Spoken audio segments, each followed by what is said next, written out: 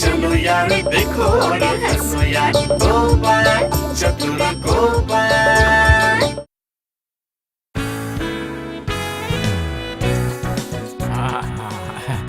कभी का नाम तो लिख दिया है, तो उसके बाद किसका नाम लिखूं? मामला क्या है महाराज? तब से सूची में कुछ ना कुछ लिखे जा रहे हैं। ना, अब तो मामला क्या है समझना ही पड़ेगा। और क्या? हाँ, मिल गया। तो कवि के बाद पंडित का नाम लिखता हूँ। आखिरकार मुझे लेके खींचा तानी, क्या मुसीबत है? महाराज वहाँ आप बैठ के और अच्छे से देख के अपने हीरे चुन रहे हैं, ये अच्छी बात है, बहुत अच्छा लग रहा है महाराज। और कब तक इस तरीके से लिखते रहेंगे आप महाराज? क्यों महाराज? और एक जन की जरूरत और है। हाँ, मंत्री थोड़ा मदद करो ना। एक चित्रकार बताओ। क्या कह रहे हैं महाराज? अब मैं चित्रकार कहाँ से ढूंढ कर लाऊं महाराज? हैं? तुम क्या मेरे किसी काम नहीं आओगे? न होम में न यज्ञ में। मतलब समझ नहीं आया ना? तुम्हें कुछ समझ भी नहीं आने वाला। हाँ महाराज, मुझे सही में समझ नहीं आ रहा है, आप ये सब क्यों कर रहे हैं महाराज? क्यों कर रहे हैं? उसका इल्म नहीं है उन्हें। शाबाश, ये देखो मिल गया। कोर्स से हो गया। नाम की सूची लगभग पूरी हो गई है। ओह, तूफान से कौवे मरते हैं और फकीर की नहीं, पंडित की सरदर्दी बढ़ जाती है महाराज। सूची बनाते तो आपके पसीने छूट रहे हैं। सही कहा तुमने, लेकिन आखिर में सूची में गोपाल का नाम भी डालना तो पड़ेगा ही ना। क्यों गोपाल? हाँ, लिखिए, गोपाल तो आसानी से मिलने वाली चीज है ना, जहाँ मिला लगा दिया बस। ये क्या महाराज, कवि, पंडित और कलाकारों की सूची में गोपाल क्यों भला? हाँ है, जरूरत है मंत्री। अरे बाबा, इस मामले में गोपाल के अलावा कोई रास्ता नहीं है। इतने लोगों के रहते हुए उस पेटू गोपाल को ही आपने कलाकारों के बीच में जगह दे दी महाराज? अरे नहीं, इस बार ये मामला मुझे कुछ ठीक नहीं लग रहा है। अचानक नवाब ने क्यों ज्ञानियों की सभा बुला ली है? क्या बात कर रहे हैं? नवाब के ये सारे शौक भी है? आश्चर्य की बात है। तो वजीर, सारे इंतजाम हो गए हैं ना? सारे काम मैंने बिल्कुल पूरी तरह से खत्म कर रखा है। अच्छा। और मेहमानों की क्या खबर है? कृष्णनगर से सारे ज्ञानी गुणी लोग आ चुके हैं। ठीक है। एक बार सारे लोगों को आने दो, उसके बाद उसके बाद क्या होगा हुजूर? मेहमानों की खातिरदारी करेंगे तो सारे लोग एक साथ मिल जाएं तो ऐसा सबक सिखाऊंगा कि वो कभी भूल नहीं पाएंगे, समझे? हाँ, तो फिर पहले से ही उनको दबा के रखना पड़ेगा हुजूर। कहने की आवश्यकता है, सिर्फ दबाव नहीं, दबाव से भी कहीं ज्यादा। फिर तो सब लोगों को अच्छे से सबक सिखाया जाएगा हुजूर। वो सारी योजनाएं मैंने कर ली हैं। वो लोग पहले आकर समझ ही नहीं पाएंगे कि नवाब है कौन। अरे बाप रे, लगता है आकर ही ऐसे चौंक जाएंगे कि उसके बाद फिर कभी अपनी आंखें नहीं खोल पाएंगे। सिर्फ पलकें ही झपकाएंगे। हर काम में मुसीबत खड़ी करते हैं आप। जैसे वो नहीं जाते तो काम ही नहीं होता। नहीं, काम भला क्यों नहीं होगा? असल में अगर मैं जाऊँ। हाँ, समझ गई। तुम गए अड्डे पर तो चुटकुले और ये सारी चीजों से बढ़िया माहौल बनाते हो, है ना? बात वो नहीं है भगवान। असल में कवि और पंडित के साथ एक जन को जाने की क्या जरूरत थी? और आप अपने आप ही कहने लगे मैं भी जाऊंगा। सुन लो, पता नहीं कैसे समझाऊं मैं इसे। नहीं, मुझे समझाने की जरूरत नहीं है। जैसे मुझे कुछ समझ ही नहीं आता है। आप में कोई गुण ही नहीं है, पर फिर भी आपको अपने साथ वो क्यों लेकर जा रहे हैं? असल में एक हीरा ही दूसरे हीरे को पहचानता है, लेकिन भगवान सिर्फ तुम ही मुझे नहीं पहचान पाई हो। आपको पहचानने की और कोई जरूरत नहीं है। आप क्या हो वो मैं अच्छी तरह से जानती हूँ। नहीं, बात को बिना बढ़ाए मैं अभी चुपचाप निकल लेता हूँ। हाँ, वो तो जाओगे ही, क्योंकि मैंने सच जो कह दिया। आपके शरीर में छाले जो पड़ रहे हैं। ओहो, ऐसी झगड़ालू बीवी से अत्याचारी माँ बाप बहुत अच्छे हैं।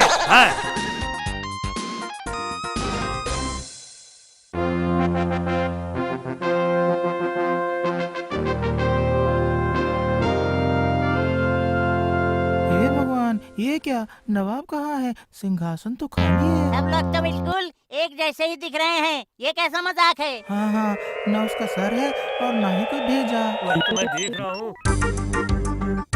वो यही है, लेकिन अब क्या करें?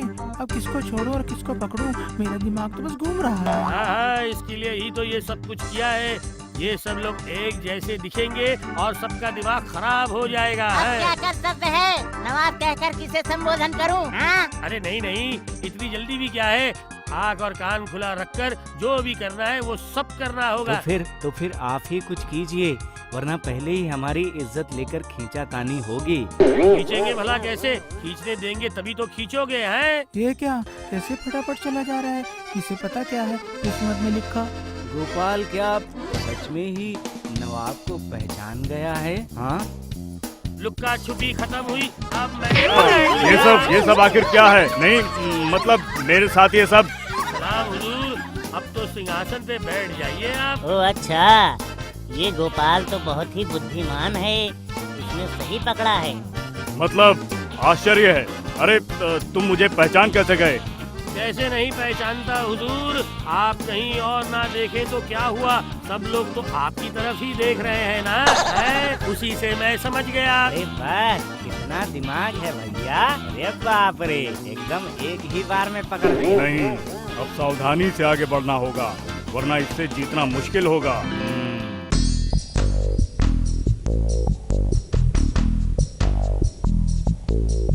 नवाब के अतिथिशाला में आपको कोई परेशानी तो नहीं हो रही है ना? नहीं, किस बात की परेशानी? जो भी मन करे खा रहा हूँ, जहाँ मर्जी जा रहा हूँ, मैं बहुत मजे में हूँ, सच में। मजे लेने देता हूँ, रुक। नवाब तुझे ऐसा सबक सिखाएगा कि सारे मजे दुख में बदल जाएंगे। मैं कह रहा हूँ, दिल ही दिल में बातें ना करके साफ साफ बोल दीजिए। नहीं, मेरा मतलब है कि वो आपके साथियों के बारे में सोच रहा था मैं। हाँ, सोचने की बात ही तो है। देखिए, कभी भी सोच रहा है ना। क्या लिखूं तुम्हें लेकर? फूल फल चिड़िया को छोड़। हाँ, हो गया।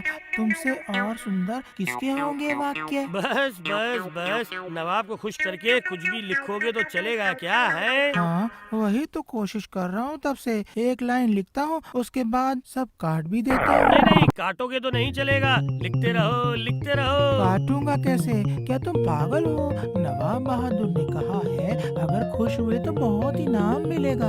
अरे वाह, इधर तो मैं ये भी देख रहा हूँ कि ये काम पे लग गए हैं। यहाँ के मौलवियों को कुछ खास शिक्षा देने का काम मिला है। तो ये बहुत अच्छी बात है।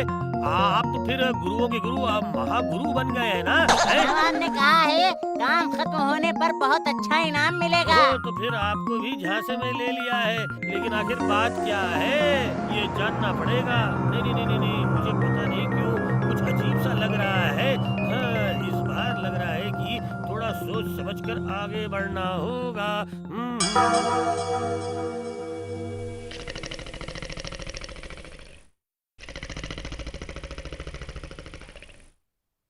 तो कलाकार जी, चलिए शुरू कीजिए। अब हाँ, मतलब कहाँ से? नहीं, मेरा मतलब है किससे शुरू करूँ? अपना मतलब के बारे में ना सोचकर ध्यान से उजीर की एक तस्वीर बनाओ। तो बनाओ। मर गया, इन सब के बीच में मैं भला क्यों पढ़ूं? अरे क्या मुसीबत है? नहीं, कोई मुसीबत की बात नहीं है। चित्र बनाना तो मेरे बाएं हाथ का खेल है। हाँ, वो तो मालूम है। चलो तो फिर और बातें करके क्या होगा? बस तैयार हो गया है। तो उजीर जी, थोड़ा सीधा होकर बैठिए। हाँ, ठीक है। बस और बिल्कुल भी हिलिएगा मत, ठीक है? मुझे चित्र बनाने में तकलीफ होती है, मुझे छोड़ दीजिए नवाब। चलिए कलाकार जी, अगर चित्र अच्छा हुआ तो बढ़िया पुरस्कार मिलेगा। अरे वाह, यहाँ तो हर तरफ पुरस्कार बांटे जा रहे हैं। जो नवाब कह रहे हैं, क्या वो सचमुच देंगे? इतना आसान नहीं होगा, जरूर सच्चाई कुछ और है।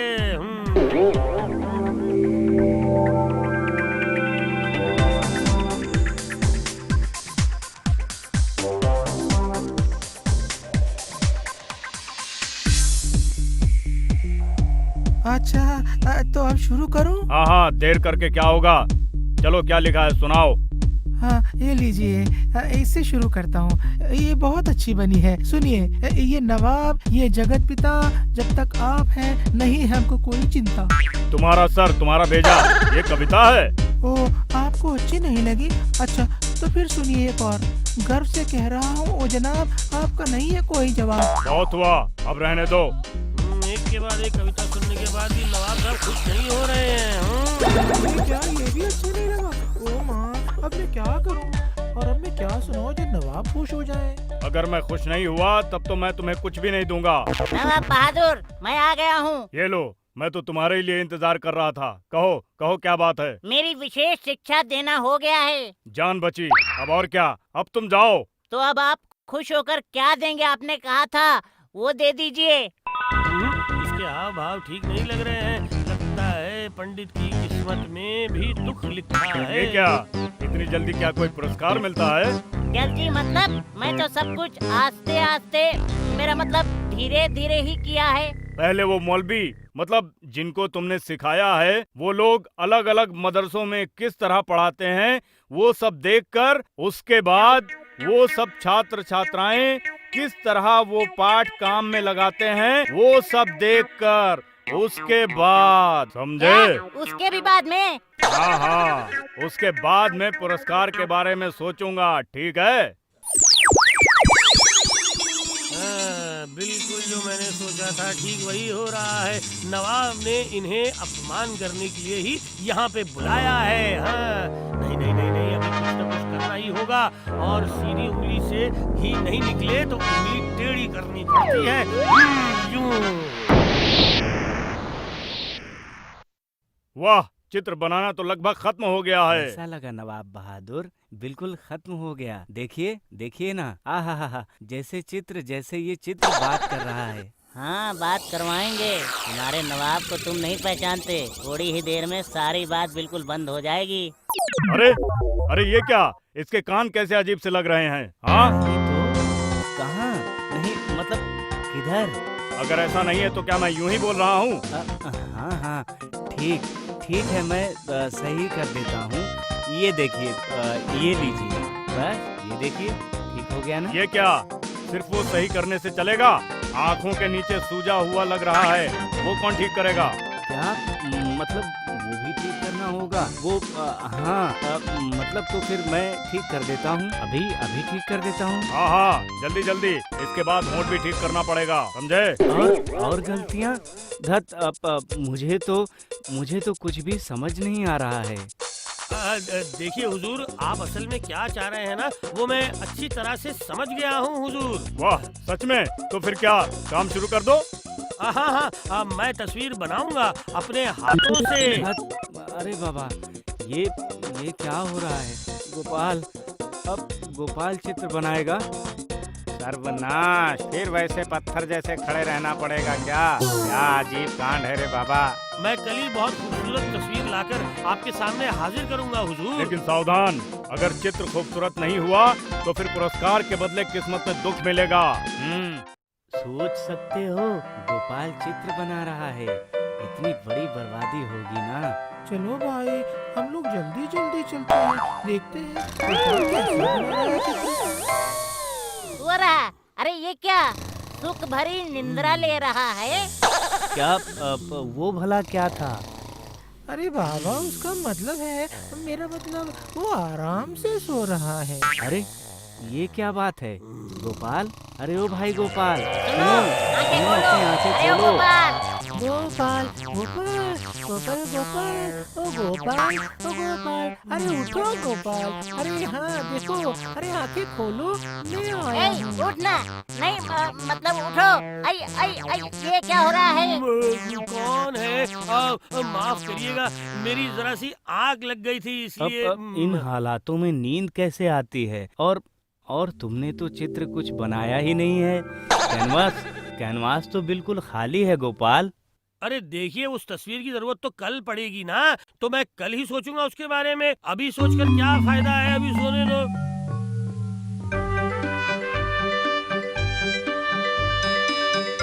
अरे आ गए, लगता है चित्र बनाना खत्म हो गया। वो तो कपड़े से ढक कर ले आया है। अरे ये कौन सा ऐसा बड़ा काम था हुजूर? हे भगवान, मोटू ने मेरी तस्वीर बनाई और मुझे भनक भी नहीं लगी। चलो दिखाओ तुमने क्या बनाया है, मैं और इंतजार नहीं कर सकता। हाँ, लेकिन उससे पहले एक छोटा सा काम करना होगा। काम? अब भला कौन सा काम? मेरा कहने का मतलब है कि उजीर को, जिसकी ये तस्वीर है ना, उसे मेरे सामने स्थिर होकर खड़ा होना पड़ेगा। मर गया, फिर मुझे लेकर देखो खींचातानी। अरे ये कौन सा बड़ा काम है? अब आप ही देख लीजिए नवाब बहादुर, कोई इसमें कमी निकाल पाता है या नहीं? मेरा मतलब है कि उसकी नाक नहीं, आँखों के नीचे कुछ नहीं, कोई कमी नहीं तो है। फिर नवाब साहब, आपके अनुसार हम लोगों को पुरस्कार देकर यहाँ से विदा हाँ, कीजिए। वही अब तो मिलना ही चाहिए। उजीर देखो, 500 स्वर्ण मुद्राएं इन्हें गिनकर दे दो, पर हाँ एक शर्त है। हैं? क्या शर्त? आप कौन सी शर्त? कहिए ये कहिए। चित्र तुम ले नहीं जा सकते, ये मेरे पास ही रहेगा। लो उजीर, इस चित्र को बड़े जतन से रखना।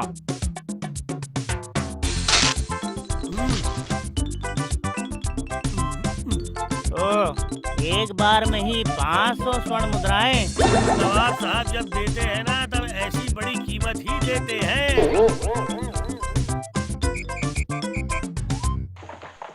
हम होंगे कामयाब, हम होंगे कामयाब। मतलब आपको क्या कोई जादू आता है भाई? ये सारे कांड बड़ा ही आश्चर्यजनक है। लेकिन गोपाल, ऐसा चमत्कार आपने कैसे कर दिखाया भाई गोपाल? वो तो अब तक नवाब साहब है ना, समझने की कोशिश कर रहे होंगे। हैं? चलो एक बार चित्र को खोलकर देखते हैं। उफ, इतनी खूबसूरत तस्वीर है। अरे चालाकी करके पूरे 500 स्वर्ण मुद्राएं ले गया वो।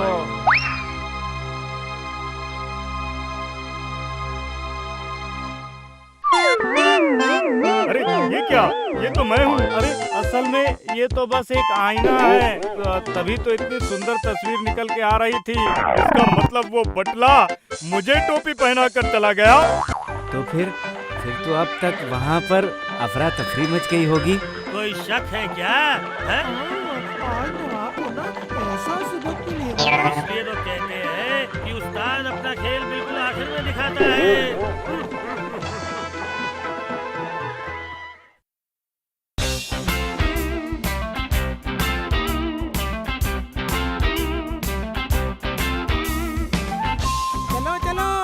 जल्दी हाथ चलाओ, पूरे घर को साफ कर दो। अरे बाबा, मेरे होते हुए किसी को भी सोने या बैठने का समय बर्बाद नहीं करने दूंगा मैं। ओहो, सर पे खड़ा होकर काम करवा रहा है। थोड़ा सा आराम करता, पर क्या वो मुमकिन है? साथ ही साथ एकदम झट से पकड़ लेगा। बाबा, काम में कोई कमी नहीं होनी चाहिए, सारा काम वसूल कर लूंगा मैं। हाँ, समझे ना? मंत्री जी, सारी सफाई हो गई है, सिर्फ पर्दों को बदलने से ही काम हो जाएगा, ठीक है? मुझे बताने से काम नहीं चलेगा, मैं सब देख लूंगा अपने आप के काम हुआ कि नहीं हुआ। वो आप जितनी बार चाहे देखिए, कोई कमी नहीं मिलेगी। हाँ, वो तो देखना ही पड़ेगा। जो भी हो, ये है महाराज के सम्मान की बात। अरे भाई, आखिर बात क्या है? लगता है कोई बहुत बड़ा आयोजन होगा, है ना? कौन अतिथि आ रहे हैं किसे पता, जिसके लिए इतनी तैयारियां। अरे क्या हुआ? अरे काम क्यों रोक दिया है? अरे कम बातें करो और काम ज्यादा करो, समझे तुम लोग? क्यों, कोई काम के लिए पागल आदमी आ रहा है क्या? उसके साथ साथ वो कम बातें करने वालों में से, समझे?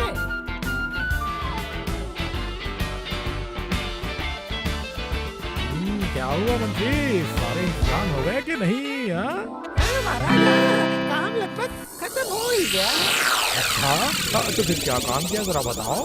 घर में नया रंग लगवाया, उसके बाद साल और सगुन के बनी हुई लकड़ी के बिस्तर अलमारी में पॉलिश करवाई, और उसके बाद बिस्तर के सारे कपड़े, और उसके बाद मंत्री जी जो भी सुना रहे हैं, उससे तो लग रहा है कि वो खत्म नहीं होने वाला है। सच में मंत्री, ओह, तुमने जो काम किया ना, इसे कहते हैं फटाफट। वाह वाह वाह। ये तो विशाल आयोजन है महाराज, बिल्कुल आपके दामाद के स्वागत जैसा। बात तो कुछ ऐसी ही है। अरे सारी बातें खोलकर कहो ना, क्या कह रहे हो? हाँ, भगवान महाराजा के इकलौते दामाद आ रहे हैं इस राजकीय शहर में। हाँ, फिर तो लगता है कि इस अवसर पर बहुत मजा आने वाला है। अरे इस बारे में तो पहले सोचा ही नहीं मैंने। अरे अब क्या हुआ फिर से? हाँ? ना मतलब दामाद जी के लिए कुछ चीजों का इंतजाम नहीं किया गया ना, बस इतना ही सोच रहा था। ये भगवान, ये क्या अभी भी इंतजाम बाकी है? छी छी छी छी छी, दामाद आकर क्या सोचेगा? अरे ये क्या सर्वनाश! अरे सब कुछ साफ साफ कहोगे कि नहीं? हाँ? अरे क्या क्या क्या नहीं लाए हो? मिश्र का इत्र, मुल्तानी मिट्टी का साबुन और शाहिर के लिए तेल, हाँ इतना ही। ये सब लाने से हो जाएगा। दामाद, इसका मतलब लगता है बहुत शौकीन आदमी है।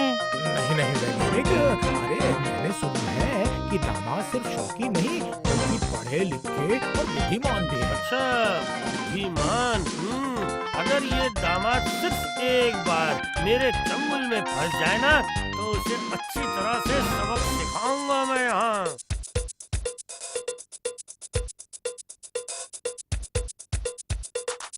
महाराज, खंबाज राज्य से विशेष अतिथि आ गए हैं। हाँ, हर वक्त उनके पास ही रहना ताकि उन्हें किसी भी तरह की कोई परेशानी ना हो। कहीं पर मेरे खो जाने की मनाही नहीं है, दिल ही दिल में गानों के स्वर के साथ दिए तुम्हें खोलिए दुनिया। हे भगवान, आप भला क्यों खो जाएंगे? आप क्यों खो जाएंगे हैं? ऐसा हो सकता है क्या? जो भी हो, आप हमारे अतिथि हैं। मेरे कपड़े कहाँ हैं? मैं अभी क्या पहनूंगा? इधर ये लीजिए, रेशम की शेरवानी और पटका। या तो इसे एक बार पहनकर देखिए, ये सूती का बना हुआ गला बंद। मेरा वो जरदोसी से किया हुआ शेरवानी देना, मेरा मतलब उसे पहन सकते हैं? तो क्या ये सब इंसान पहनते हैं? छे, देखने में कितने अजीब हैं, देखो तो। दामाद के तो बड़े अजीब नखरे हैं। छी छी छी छी, ये महल है या कुछ और?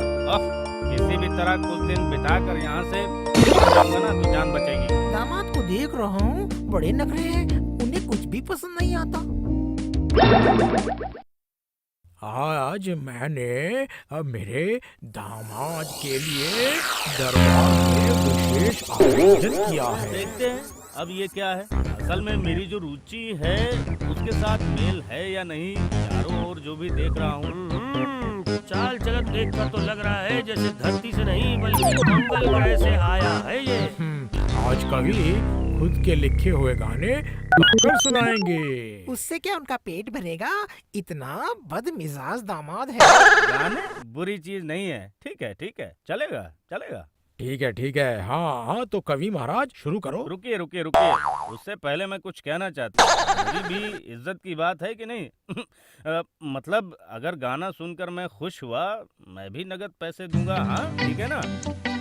इसे कहते हैं महाराज का दामाद। महाराज की दामाद आए दरबार में, कैसे सेवा करे हम खमाज के दामाद की। दाढ़ी से भरी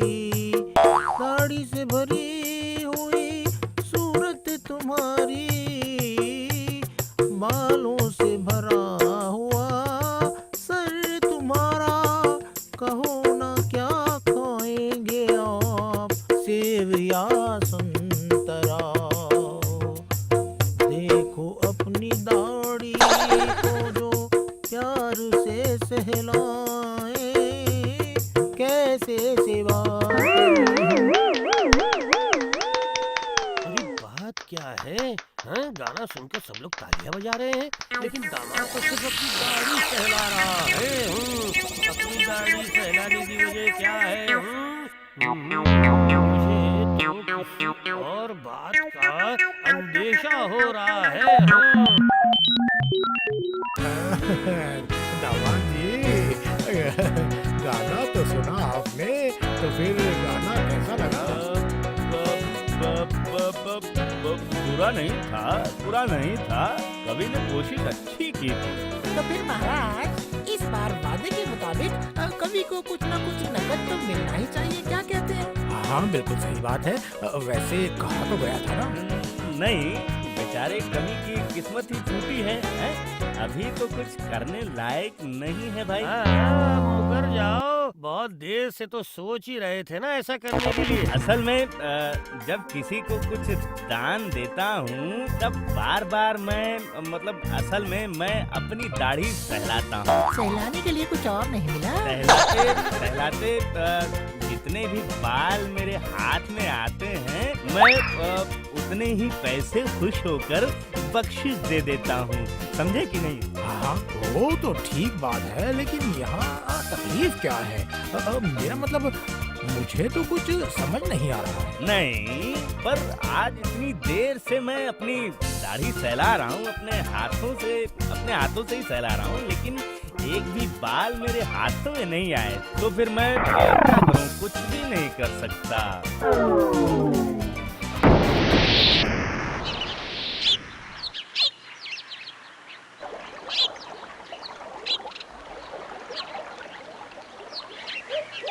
दामाद तो बड़ा चालाक निकला, सही मौके पर पलट गया।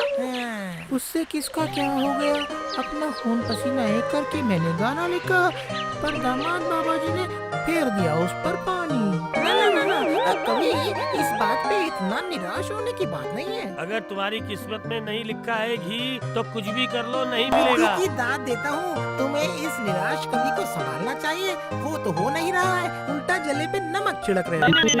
नहीं, नमक क्यों भला? मैं तो हर वक्त कवि के गुणगान गाता रहता हूँ। अगर कवि के लिए इतनी सहानुभूति है तो फिर इस दामाद को कैसे सबक सिखाया जाए, इसका कोई रास्ता निकाल के बताओ तो जरा। निकालो जरा कोई रास्ता।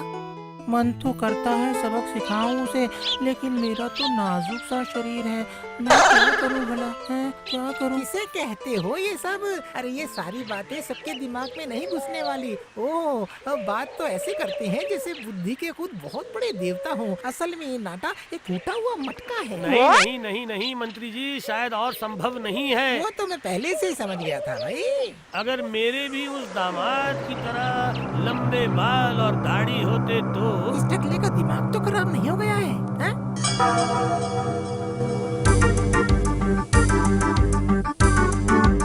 इतनी देर रात को वो सब क्या लेकर आए हो घर के अंदर? क्या तुम अंधी हो गई हो? देख नहीं रही हो? ये सुगंधित तेल की शीशी है। हाँ? अरे बाबा, टकले का सजना तो कम नहीं हो रहा है। सर पर एक भी बाल नहीं है, पर घर पर सारे तेल लाकर जमा किया हुआ है। अरे भगवान, एक कुबड़े को भी तो कभी अपने पीठ के बल सोने का मन करता है, क्यों? आपकी बातों का तो जवाब नहीं है। बुढ़ापे में दिमाग खराब हो गया है। भगवान, मेरे घने काले बाल देखकर ना कर लेना तू कोई भूल है। मेरा सर, अभी आधी रात को अपने सर पर तेल मलकर मुझे गाना सुनाओगे क्यों? एक में चंपा, एक में चमेली। इसमें से तो जास्मीन की खुशबू आ रही है। वाह वाह वाह वाह वाह वाह। गया, जरूर इनका दिमाग खराब हो गया है।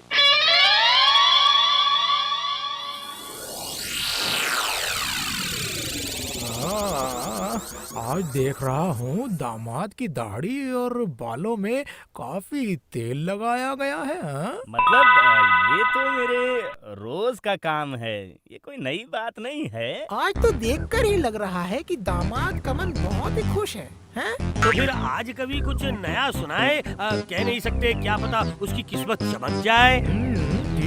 ठीक है। तो फिर कभी शुरू करो है? ठीक है, शुरू करता हूँ। आपको सोचकर मैंने यकीन लिखा, मेरी तुम्हारी मुलाकात कब हुई? अरे बाप रे, ये क्या है? क्या मुसीबत है? कितना खुजला रहा है, मैं पागल हो जाऊंगा खुजला कर। अरे बाप रे, इतना खुजला क्यों रहा है? हाँ, आखिर बात क्या है इतना खुजा रहे हो? इस बार लगता है महाराज ये भर जाएंगे। अरे बाबा, अरे अभी तो सिर्फ गाड़ी है, अभी तक तो पगड़ी के अंदर हाथ नहीं गया है इसका। नहीं, हाथ लगाया है। वो देखिए, इस बार लग रहा है सर के बाल भी नहीं रहेंगे। अरे राज वैद्य, देखो ये अचानक सब क्या हो गया इन्हें? अरे जरा देखो तो राज वैद्य। बहुत खुशी हो रही है। नहीं महाराज, ये तो ठीक नहीं लग रहा है। लेकिन ये हुआ कैसे भला? अरे बाप रे,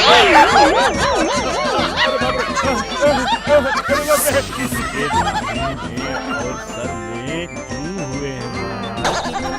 मुझे छोड़ दो, मुझे छोड़ दो, मुझे छोड़ दो, मैं तो मर जाऊंगा, मर गया, मर गया, मर गया। तो होगा ही ना। लगता है एक बहुत ही कड़वी कोई दवा देनी होगी। लेकिन उससे भी क्या राहत मिलेगी? है नहीं, मेरा मतलब है कि क्या लग रहा है उससे जूं साफ हो जाएगी क्या? है वैसे जो हालत है अभी, उससे लगता नहीं है सिर्फ दवा से काम होगा। हाँ? ये क्या? मेरा मतलब कोई ना कोई तो रास्ता होगा ही ना। अगर किसी भी चीज या दवाई से कोई फायदा नहीं हुआ तो फिर बस एक ही रास्ता हो सकता है। हाँ, किस्मत अच्छी थी, राजवैद्य थे। ओह, वरना क्या होता? ओह, नहीं नहीं नहीं, लगता है कैसे भी करके इस बार के लिए मुसीबत टल गई है। ना ना ना महाराज, जब तक राज वैद्य दामाद को छोड़ते हैं तब तक नहीं कह सकते कि पूरी तरह से इलाज हो गया है। वैसे भी जो हुआ वो क्या कम था महाराज? ये क्या हुआ, बताओ तो सही। हाँ, ये क्या? हे भगवान, ये कौन है? कहीं देखा सा लग रहा है। दामाद जी के तो बाल, दाढ़ी, मुंह सब चले गए हैं। राजवैद्य तो कह रहे थे कि दामाद को बिल्कुल टकला करना पड़ेगा, टकला। हाय हाय हाय हाय, ये मुझे क्या हो गया, ये मुझे क्या हो गया? मैं अपना मान सम्मान लेकर अपने देश वापस कैसे जाऊंगा? कौन कौन जवाब देगा मेरे सवाल का कि मैं कैसे अपने देश वापस जाऊं? गया गया गया गया, मेरा सब बाल खत्म हो गया, मेरे इतने सारे बाल, मेरा सब खत्म हो गया महाराज। मैं तुमसे एक बात कहूँगा, जब सारे बाल चले ही गए तो अब रोकर क्या फायदा है? मुझे बचा लीजिए महाराज, मुझे इस हालत में देखेंगे तो वो मुझ पर थूकेंगे।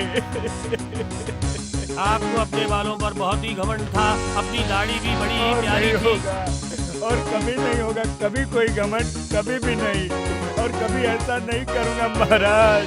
चलिए वो तो ठीक है, लेकिन आपकी दाढ़ी सहलाने से जितने भी बाल निकले थे उस हिसाब से कवि को कुछ तो मिलना ही चाहिए ना? नहीं मतलब अच्छा,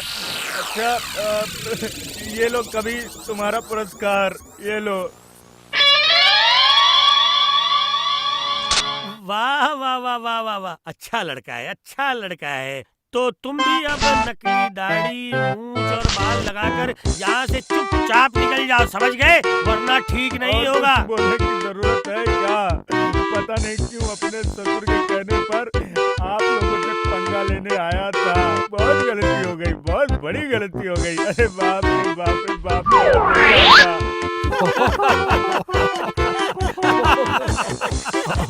सच में गोपाल, अच्छा सबक सिखाया तुमने उसे। लेकिन इसे तुमने किया कैसे, बताओ तो यार। देखिए महाराज, मैंने चालाकी से तेल में जूं मिलाकर उस तेल को केले पोचा की मदद से दामाद के तेल के साथ बदल दिया था। उसके बाद ही वो दामाद के 11 नहीं, 12 नहीं और 13 बन गए, पूरे 13, 14, 15। नहीं गोपाल नहीं, दामाद को तुमने अच्छा सबक सिखाया और इस वजह से ये 100 स्वर्ण मुद्राएं मैं तुम्हें देता हूँ। धन्यवाद। ये लो। जिन जिन को है जू का डर, उनका सर टकला हो और हो महाराज की जय।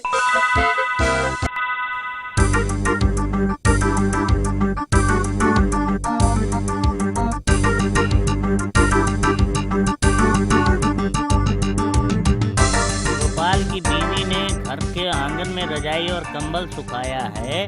गोपाल लगता है घर पर नहीं है, लेकिन गोपाल की बीवी लग रहा है सर्दी की दोपहर में चद्दर से ढककर अपने आप को आराम से सो रही है।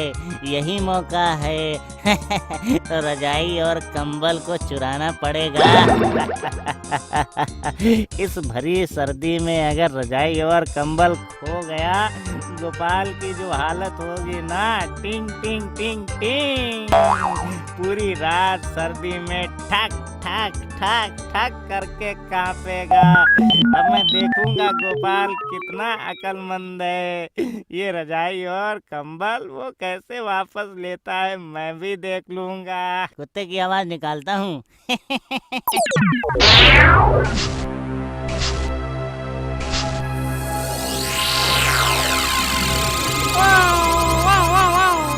भौंकता रे, हाँ भौंकता रे।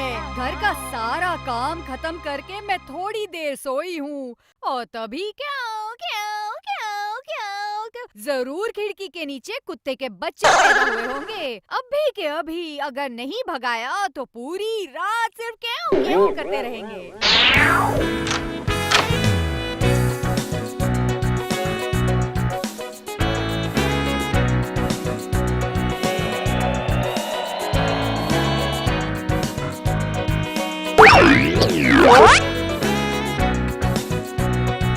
यहाँ पर तो कोई कुत्ता नहीं है, लेकिन थोड़ी देर पहले ही तो चिल्ला चिल्ला कर परेशान कर दिया था और मेरे आने के बाद उसका चिल्लाना भी कैसे कम हो गया।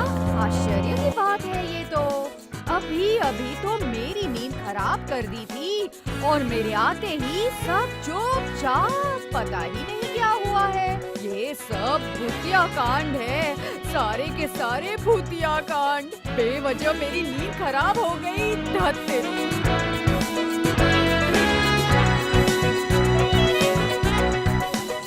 ये क्या हुआ? मेरी रजाई और कंबल कहाँ गई? जाते वक्त भी तो यही था। सर्वनाश सर्वनाश, तो क्या ये चोरी हो गई क्या? अरे सुनिए, मेरा कितना बड़ा सर्वनाश हो गया है। इस सर्दी में कौन है जो मेरी कंबल और रजाई चोरी करके ले गया? हे भगवान, चोरी हो गई। क्या हुआ दीदी? देखो ना, दोपहर की धूप में लॉन में रजाई और कंबल को गर्म करने के लिए रख दिया था। थोड़ी देर पहले भी मैंने देखा, पर अब देख रही हूँ तो नहीं है। दिन के वक्त तुम्हारे घर से चोरी? कैसे बुरे दिन आ गए हैं। लेकिन कौन लेकर जा सकता है?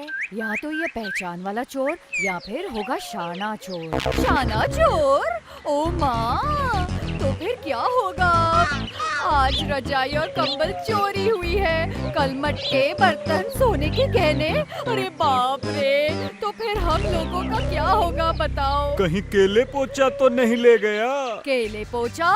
हाँ, केले पोचा, क्योंकि थोड़ी देर पहले मैंने उसे नहर के पास से जाते देखा।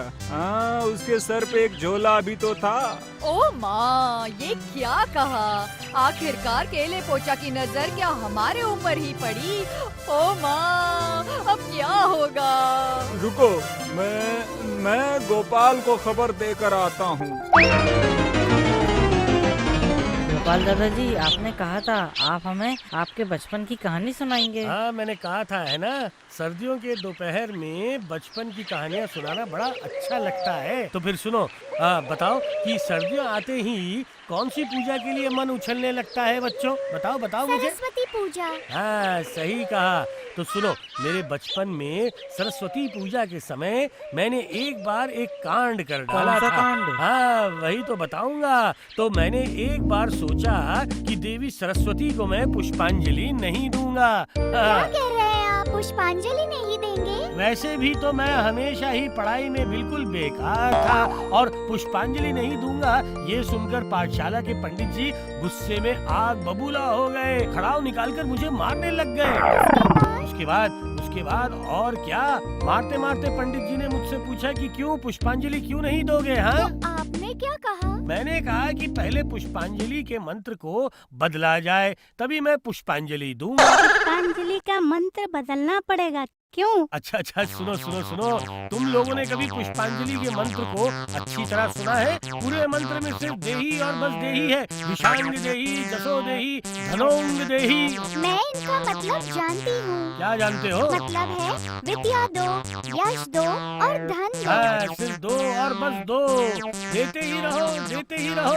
अच्छा, एक बार सोच कर देखो, भगवान ने तो हमको सब कुछ देकर इस पृथ्वी पर भेजा है ना। हाथ, पैर, आँख, नाक और तो और इतना उत्कृष्ट दिमाग जो किसी और प्राणी के पास बिल्कुल नहीं है।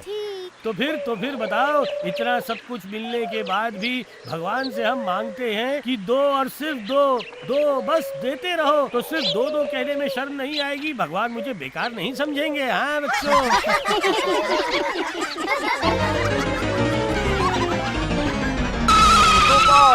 गोपाल जल्दी घर चलो। क्यों? तुम्हारी रजाई और कंबल चोरी हो गई है। अच्छा हुआ। क्या कहा? चोरी हो गया? तुम्हारी रजाई और कंबल। अरे मारे गए, तो फिर तो मेरा सर्वनाश हो गया। इस सर्दी में बिना रजाई और कंबल के मैं सोऊंगा कैसे? अच्छा, चोर का क्या दिमाग है बताओ। घर पर इतने बर्तन लोटे थे, सब कुछ छोड़कर रजाई और कंबल ले गया वो कब्बख़त। चोर का दिमाग तो चोर के पास ही है। अब तुम जल्दी से घर चलो, तुम्हारी बीवी बहुत रो रही है बेचारी। अच्छा, रो रही है? ओहो, रोएगी ही बेचारी, वो सोना पसंद करती है, ऊपर से सर्दी से डरती है। चलो तुम लोग घर जाओ।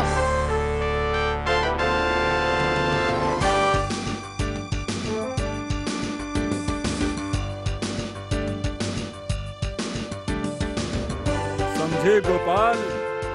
मुझे लगता है तुम्हारी रजाई और कंबल चोरी की है केले पोचा ने। केले पोचा? हाँ, केले पोचा, क्योंकि थोड़ी देर पहले मैंने उसे नहर के पास से गुजरते हुए देखा, समझे? और उसके सर पे एक पोटला भी था। सर पे पोटला? वो निकला बड़ा कमीना। ठीक है, उसका होगा।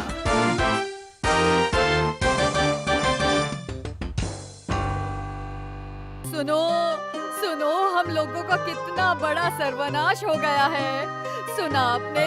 मेरा इतना प्यारा कंबल और हमारे शादी के समय मेरे पिताजी की दी हुई इतनी सुंदर रजाई, सब कुछ चोर लेकर भाग गया। तो भगवान, तब तुम क्या कर रही थी ये बताओ? क्यों? वही जो हर घर की बीवियां सर्दी के दोपहर करती है, चद्दर से ढककर सो रही थी मैं।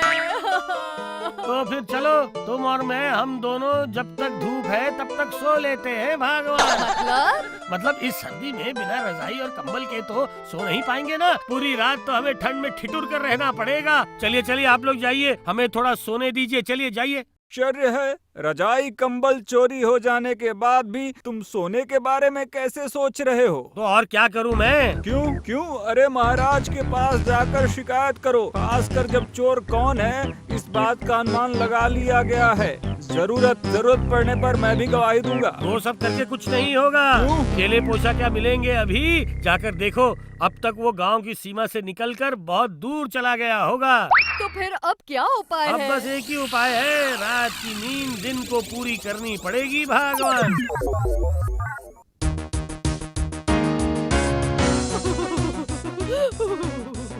अरे बाप रे, कितनी ठंड है। ठंड से मेरे हाथ पैर सब जम गए हैं।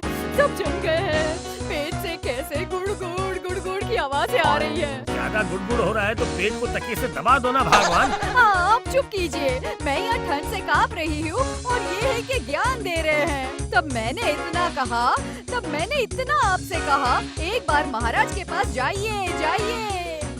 महाराज के पास जाऊं? महाराज के पास जाने से क्या होता है? वो क्या उसी वक्त चोर को पकड़ने निकल पड़ेंगे क्या? अरे वो चोर पकड़ने भला क्यों निकलेंगे? आप अच्छी तरह अगर समझा के बोलते तो हमारी बात सोचकर वो आखिर एक रजाई और कंबल तो दे ही सकते थे ना। देखो सांप ने जब मुझे ही काटा है तब तावीज भी मुझे ही बांधनी पड़ेगी। देखना, कल सुबह से ही मेरा खेल शुरू हो जाएगा। कौन सा खेल शुरू होगा? जब होगा तब देख लेना। लेकिन अगर कल दोपहर तक मेरी चोरी की हुई रजाई और कंबल वापस नहीं ला पाया तो ठीक है, वरना भगवान वरना क्या? हाँ, मैं कसम खाता हूँ कि इस साल की पूरी सर्दी मैं रजाई और कंबल के बिना ही बिता दूंगा। क्या बात कर रहे हो? हाँ, मेरा नाम गोपाल भांड है।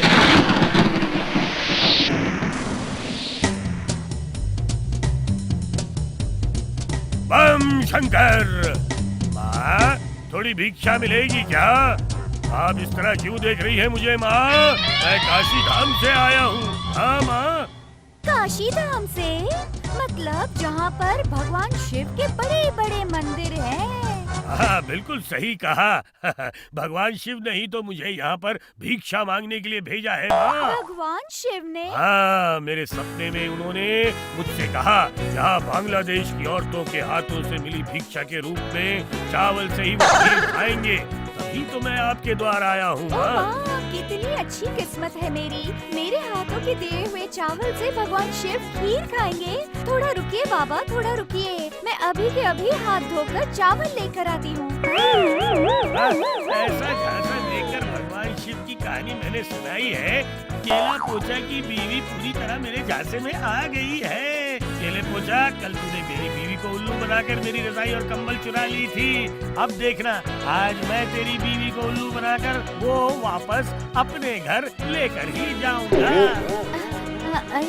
ये लीजिए बाबा, ये लीजिए। बहुत गलत बात है। क्यों बाबा, क्यों? नहीं माँ, तेरे हाथों से मैं ये चावल नहीं ले पाऊंगा। गुनाह तेरा नहीं बल्कि तेरे पति का है। क्यों? आखिर क्या किया मेरे पति ने? तुझे पता है कि नहीं? मुझे नहीं मालूम। तेरा चेहरा कह रहा है कि तू एक खतरनाक चोर की बीवी है। क्यों, मैंने सही कहा कि नहीं? बाबा आप साधु हैं, तभी तो चेहरा देखकर दिल की बात बता सकते हो। लेकिन अगर मेरे पति चोर हैं, तो इसमें मेरी गलती क्या है बाबा? तुम्हारी गलती तो है जरूर माँ, क्योंकि तू ही है उसकी पत्नी, इसलिए उसके पाप में तू खुद भी पापी बन गई है। हाँ बाबा, किसी भी तरीके से क्या कुछ ऐसा नहीं किया जा सकता है जिससे मेरे पति का पाप मुझे ना लगे? शायद वो किया जा सकता है, पर उसमें बहुत खतरा है माँ। बाबा, आपने मुझे माँ कहकर पुकारा है बाबा। मैं आपकी लड़की जैसी हूँ, तो अभी आपकी इस अभागी लड़की को पाप मुक्त करो बाबा। मुझे पाप मुक्त कीजिए। एक तरीका है, तुझे इसके लिए एक यज्ञ करना पड़ेगा। आप जो भी कहेंगे मैं उसी पर राजी हूँ बाबा, मैं उसी पर ही राजी हूँ। सुन माँ, ये यज्ञ साधारण यज्ञ नहीं है। इस यज्ञ की आग में चोरी जैसे भयंकर पाप को जलाकर खाक कर देना पड़ेगा। मुझे समझ नहीं आया बाबा। चुराई हुई चीजों को कहाँ रखता है तेरा पति, बता माँ। चोरी करके लाने के बाद 2 या 4 दिन घर पर रखने के बाद उसके बाद बेच देते हैं। अभी क्या क्या है घर में, बता। अभी वो कल गोपाल भाण के घर से रजाई और कंबल लाए थे। गोपाल भाण? ये किस मुसीबत का नाम है? हाँ? नहीं, वो मुसीबत नहीं है, वो यहाँ के राजा का भांड है।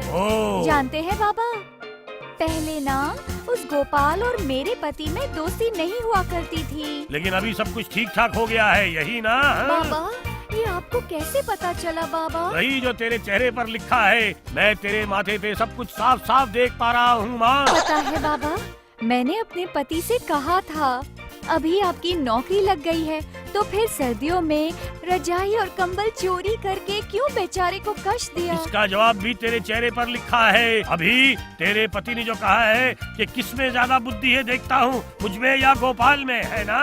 बोल। सही कहा बाबा, बिल्कुल सही कहा।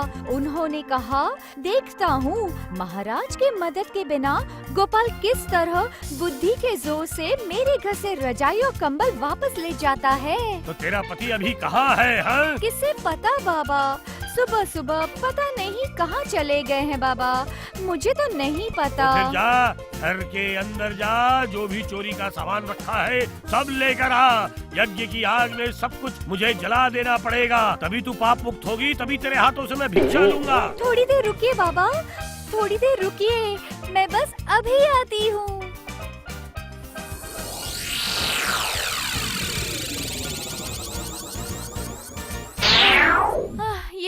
ये लीजिए बाबा, रजाई और कंबल, और इस पोटले में है कुछ बर्तन और एक सोने की बाली भी है। क्या पता वो कहाँ से ये सब चीजें लेकर आए हैं बाबा। ये सब लेकर मैं चला। रात को नदी के तट पर बरगद के पेड़ के नीचे यज्ञ होगा, वहाँ आना जरूर। हो सके तो तेरे पति को भी लेकर आना। ठीक है बाबा, ठीक है। बम शंकर बम भोले, बम भोले। अरे ये कौन है रे? वैसी बात मत कीजिए, नियम में चोरी करके आप पाप का बोझा बढ़ा रहे हो। ये साधु बाबा हैं। आग में वो सब जलाकर हम दोनों को पाप मुक्त कर देंगे, समझे आप? साधु? कहाँ का साधु? अरे केले पूछा, मुझे पहचान नहीं पाया? क्या तू ही है गुणी चोर? आवाज तो थोड़ी थोड़ी जानी पहचानी सी लग रही है। और मेरा चेहरा? पहचान है? अरे तुम गोपाल हो। तो अब बता किसकी बुद्धि ज्यादा है? बता बता। मेरी बुद्धू बीवी को कुत्ते की आवाज निकालकर मेरे घर से जो भी तूने चोरी किया था ना बेटा, आज साधु का भेष धारण करके तेरी भी बीवी को उल्लू बना के मैं ये सब लेकर जा रहा हूँ बेटा। और उसके साथ मुझे बहुत कुछ मिला है। हाँ। गोपाल भान, देखा ना कैसी बुद्धि है। आपसे तो कहीं ज्यादा बुद्धि है इनकी। इतने दिन मैंने सुना था राजा से चोर की बुद्धि ज्यादा होती है, लेकिन आज पता लगा चोर से भांड की बुद्धि बहुत ज्यादा होती है। समझ गया मैं। सारे भांडों की नहीं बेटा, सिर्फ इस गोपाल भांड की।